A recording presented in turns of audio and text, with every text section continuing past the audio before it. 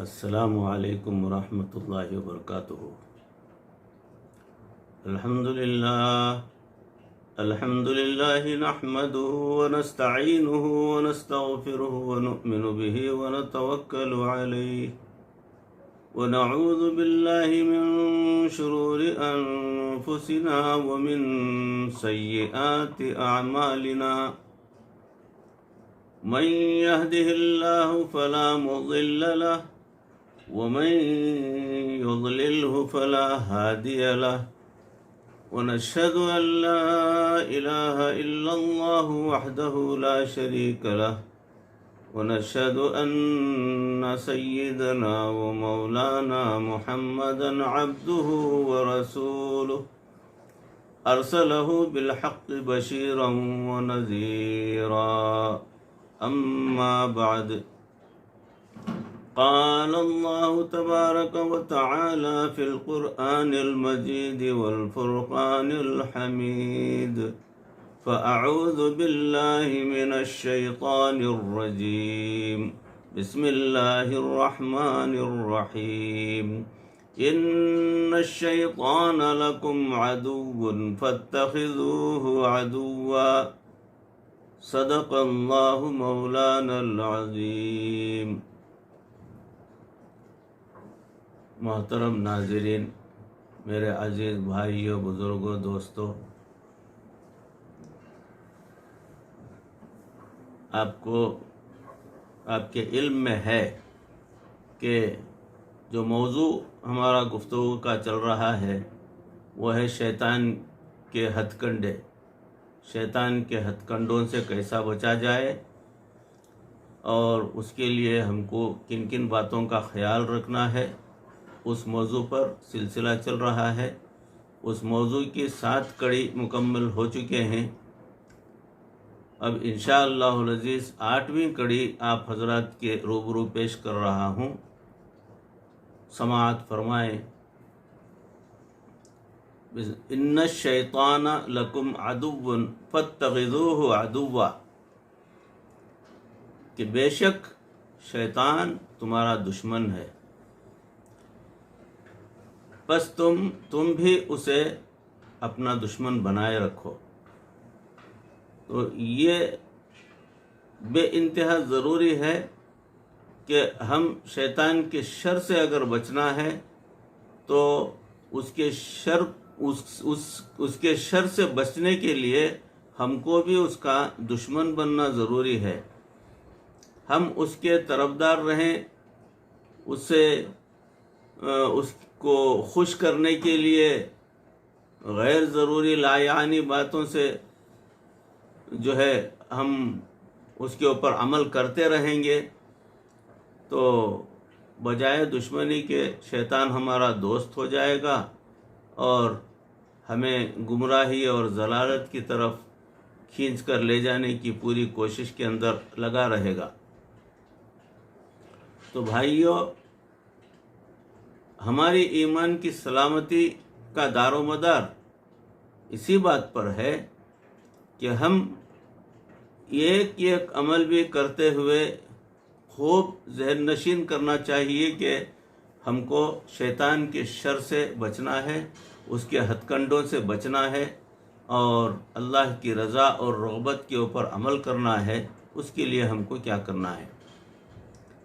تو یہ 8ویں کڑی آپ حضرات کے روبرو پیش کرنے کی سعادت حاصل کر رہا ہوں کہ اگر کوئی آدمی جلدی میں کوئی نیک کام کر لیتا ہے تو پھر وہ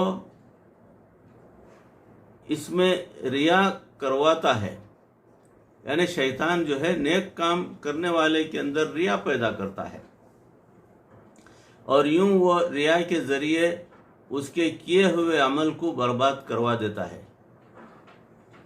وہ دل میں سوچنے لگتا ہے کہ ذرا دوسرے بھی دیکھ لیں کہ میں کیسا نیک عمل کر رہا ہوں، یعنی ایسا عمل کرنا کہ عمل کے کرتے ہوئے یہ سوچنا کہ فلاں جو ہے میرے اس عمل کو دیکھ کر مجھے بڑا نیک، بڑا متقی، بڑا پرہیزگار سمجھے، تو یہ ہے ریاکاری۔ تو اس سے تمام کیے ہوئے اعمال تباہ اور برباد ہو جاتے ہیں، قابل قبول نہیں رہتے۔ اگر اس میں کام کرتے وقت ریا پیدا نہ ہو تو وہ اس کے دل میں عجب ڈال دیتا ہے اور وہ سوچتا ہے کہ میں دوسروں سے بہتر ہوں،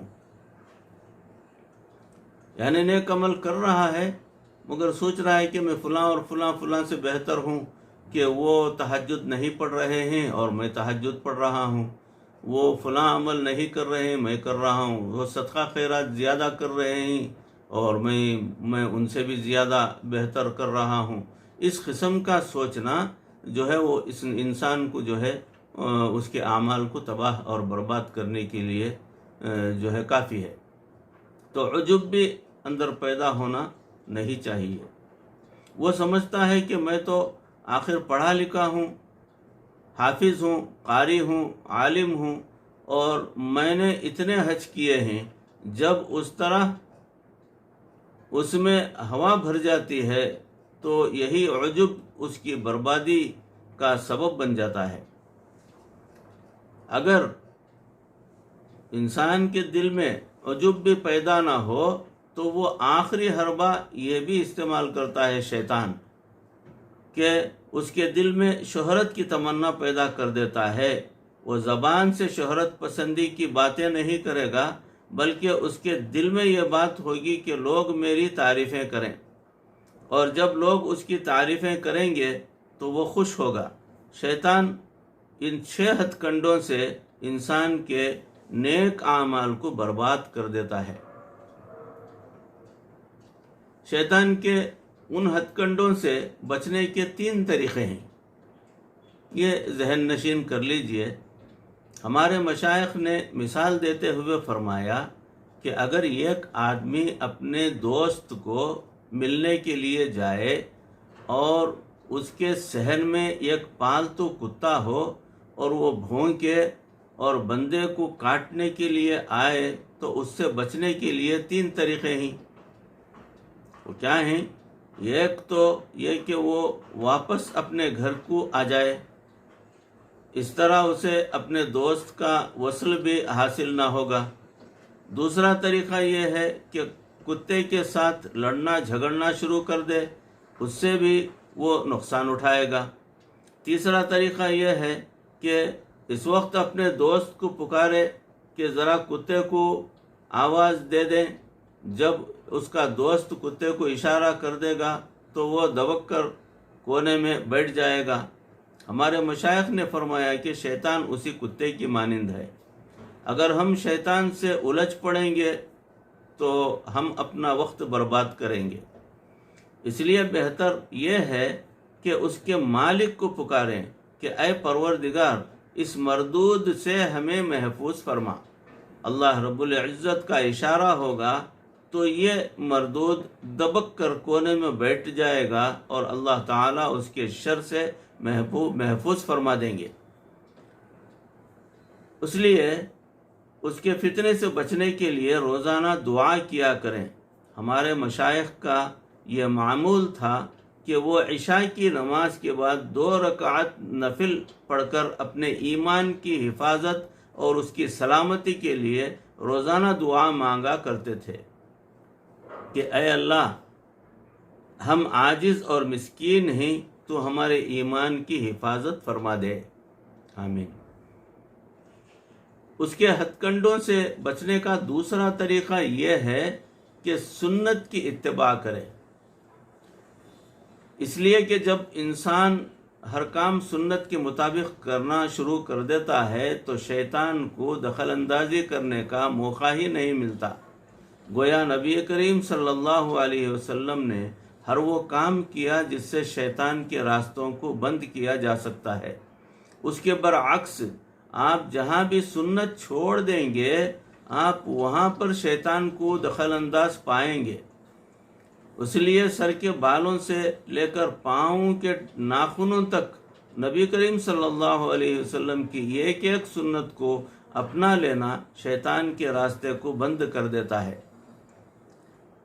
اس کے فتنوں سے بچنے کا تیسرا طریقہ ذکر اللہ کی کثرت ہے۔ یہی وجہ ہے کہ اللہ تعالیٰ نے قرآن مجید میں ارشاد فرمایا کہ ذکر اللہ کی کثرت کرنے سے اللہ تعالیٰ شیطان سے حفاظت فرما دیتے ہیں۔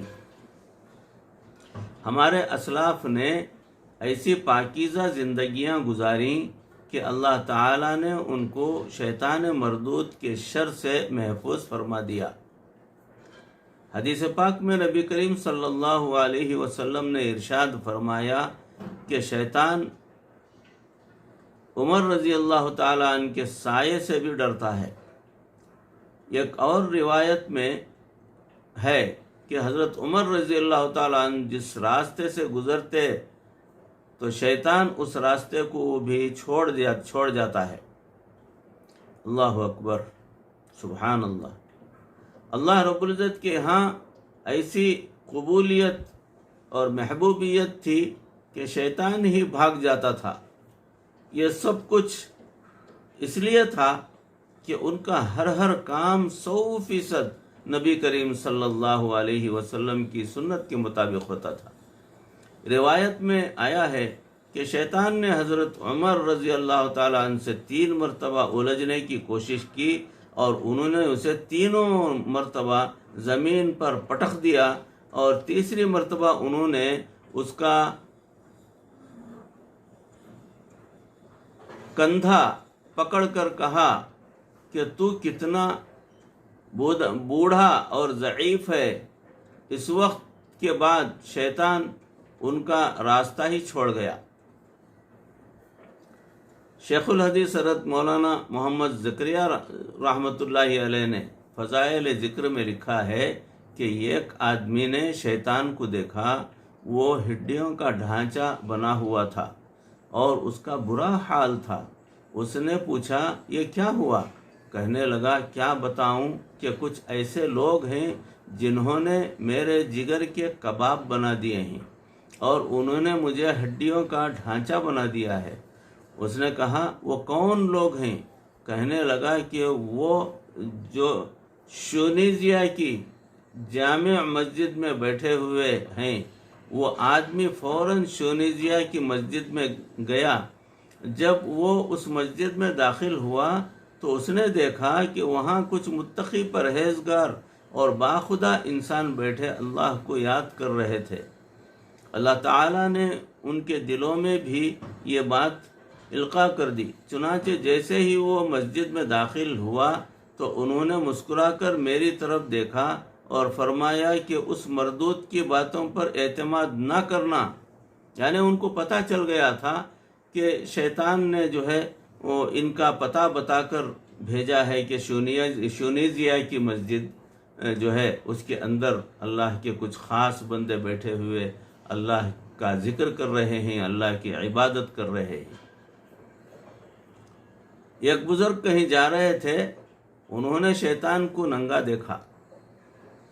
انہوں نے کہا او مردود، تجھے آدمیوں نے درمیان اس طرح چلتے شرم نہیں آتی؟ وہ کہنے لگا خدا کی قسم یہ آدمی نہیں ہیں، اگر یہ آدمی ہوتے تو میں ان کے ساتھ اس طرح نہ کھیلتا جس طرح لڑکے گیند سے کھیلتے ہیں۔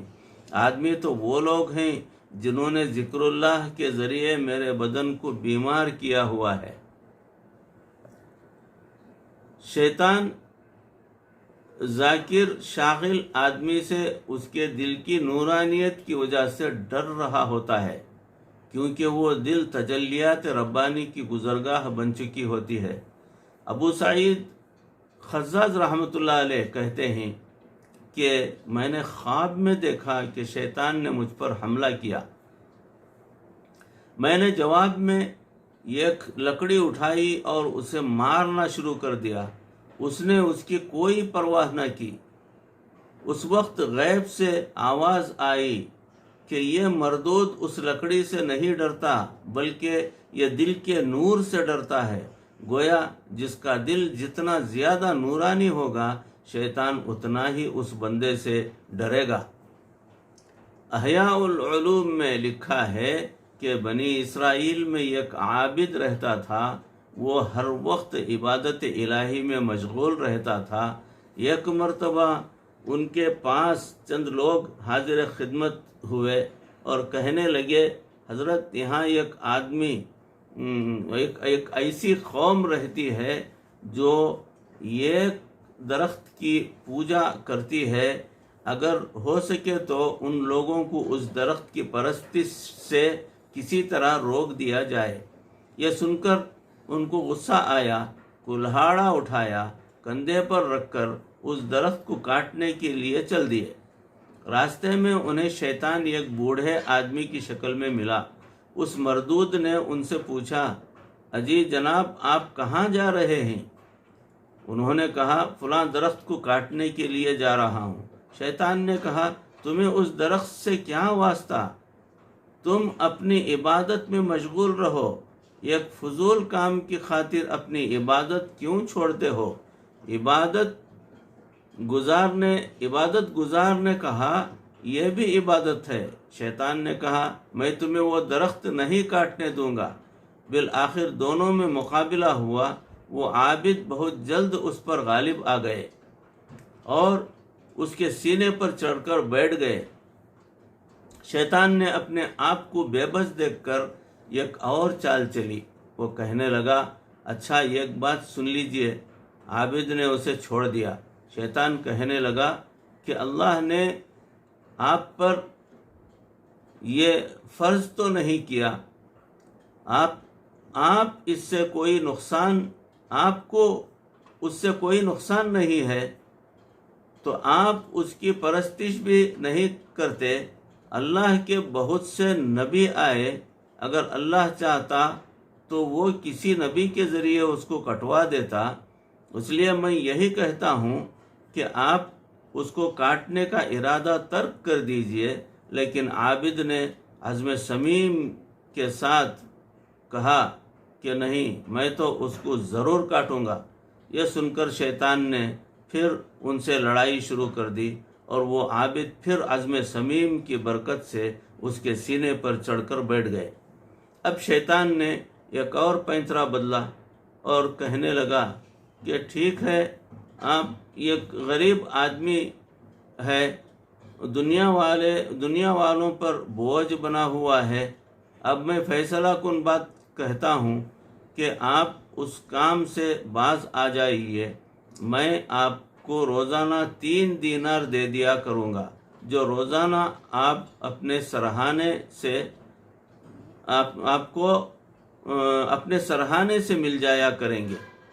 اس رقم سے آپ اپنی ضروریات بھی پوری کر لیں، نادار لوگوں کی مدد بھی کر لیں اور اپنے رشتہ داروں پر احسان بھی کریں۔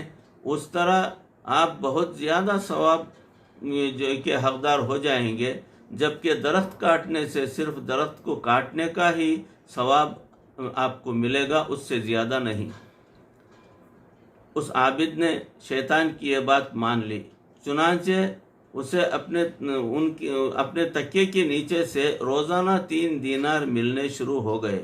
چند دنوں کے بعد وہ دینار ملنا بند ہو گئے